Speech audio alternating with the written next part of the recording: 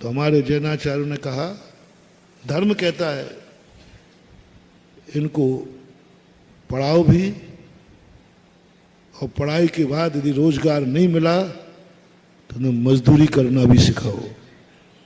पूज्यवर जिनसेन स्वामी महापुराण में आदिनाथ भगवान उपदेश देते हैं, जिंदगी में किसी कला के भरोसे मत रहना, 72 कलाएं सीखो, 72 कलाएं सीखो। तुम कितने बड़ी भी सेठ क्यों ना हो, मजदूरी करना तुम्हें आना चाहिए।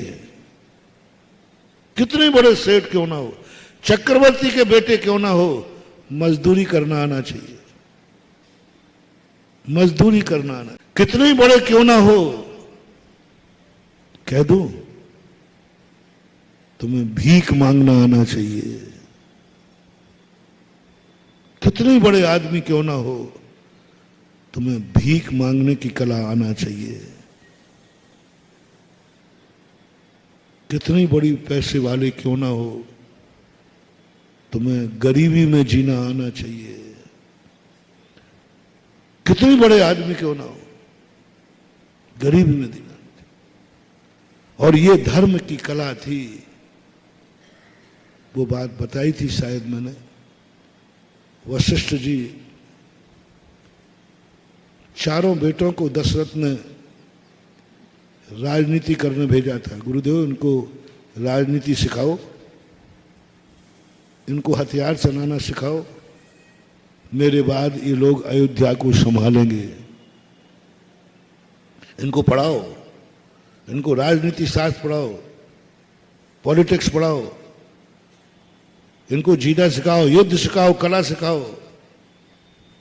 वशिष्ठ जी ने सब कुछ सिखाया, राज के सारे गुण सिखाए, साथ में वनवास में रहना भी सिखा दिया।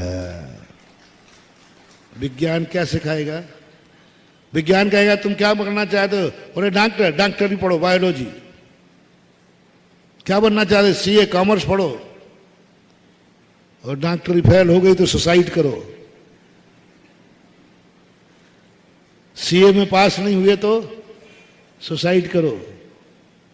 और धर्म कहता है, क्या बात, क्या बात है, पढ़ाई करूंगा, पास हो गया तो ठीक, अच्छी नौकरी करी तो ठीक, नहीं तो मजदूरी करना भी मुझे आता है, मैं मजदूरी कर लूंगा, भूखा नहीं मरूंगा, सुसाइड नहीं करूंगा। क्या गजब की चीज वशिष्ठ का। लक्ष्मण क्रोधित होते थे, उन्होंने पिताजी से शिकायत भी की थी कि यहां पढ़ाई नहीं होती है, पढ़ाई मढ़ाई होती ही नहीं यहाँ। ये जो गुरुजी है ना, ये शस्त्र तो बहुत कम चलाना सिखाते हैं, राजनीति बहुत कम सिखाते हैं, बस घंटों घंटों जंगलों में घुमाते हैं नंगे पैर। कहीं लकड़ी बीनो, देखो ये लकड़ी इस काम की है, देखो ये लकड़ी है ना, ये पेड़, इस पेड़ ये काम की है, ये लकड़ी इस काम की है, ये फल खाने योग्य है, ये कंडे, देखो ये गोबर बनाना सिखाते हैं, ये मिट्टी को खोदना। देखो पिताजी आपके बच्चों के हाथ भट्टे पड़ गई, कहीं मिट्टी खुदवाता है, कहीं लकड़ी बनवाता है, कभी कंडे बनवाता है, बर्तन बनवाता, कुम्हार बना दिया पिताजी आपके बेटों को,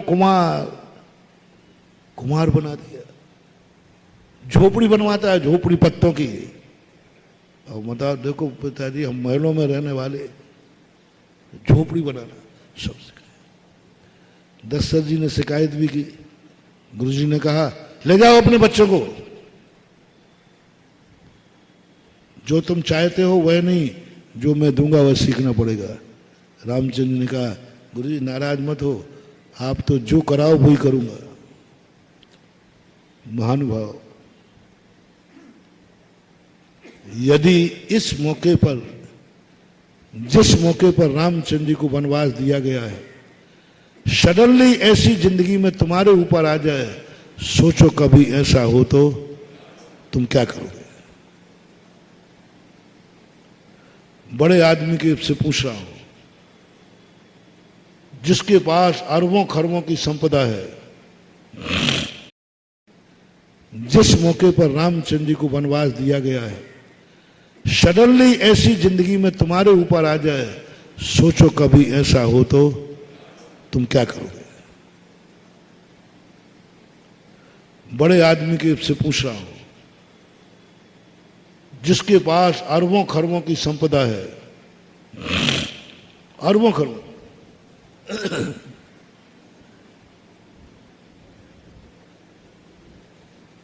अरबों खरबों की संपदा है, और तुरंत सडनली 1 सेकंड के अंदर तुम्हें कहा तुम्हें सारी संपत्ति से बेदखल किया जाता है, बेदखल किया जाता है, इसी समय तुरंत यहां से निकल जाओ, और तन के कपड़े भी पहने हो, बस इसके अलावा दूसरा जोड़ी कपड़ा भी नहीं,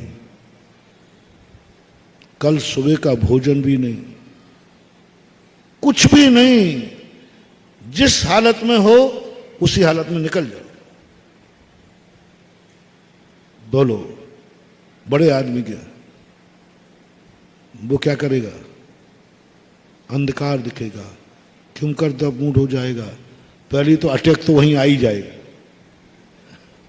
अटैक तो वहां, अटैक नहीं आया तो सुसाइड कर लेगा, कुछ दिखेगा ही नहीं उसे। कहा मैं आज तक मालिक अरबपति खरबपति का, और 1 मिनट में आदेश हुआ सारी संपत्ति से बेदखल किया जाता है, जो कपड़े पहने हैं ये भी कपड़े उतार दीजिए,